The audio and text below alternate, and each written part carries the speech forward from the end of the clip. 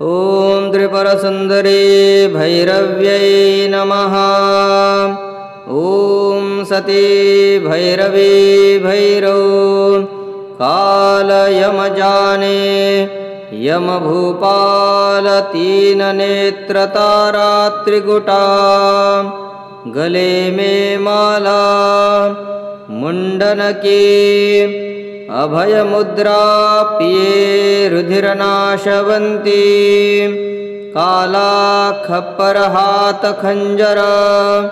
काला पीर धर्म धूप खेवंते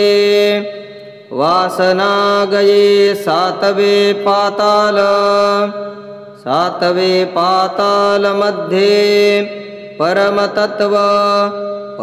तत्व में ज्योत ज्योत में परम ज्योत में भय उत्पन्न काली भैरवी त्रिपुर भैरवी संपत्प्रदा भैरवी कौलेश भैरवी सिद्धा भैरवी विध्वंसिनी भैरवी चैतन्य भैरवी कामेश्वरी भैरवी षट्कुटा भैरवी नित्या भैरवी जपा अजपा गोरक्ष जपन्ति यही मंत्र मत्स्येंद्रनाथ जी को सदाशिव ने कहाये रुद्रभूरो सिद्धभूरो सतश्री शंभुजति गुरु गोरखनाथ जी अनंतकोट सिद्धाले उतरेली काल के पार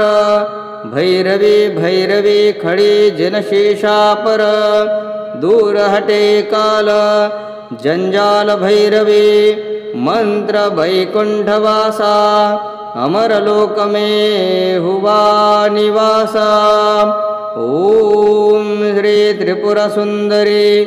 भैरव्यै नमो नमः।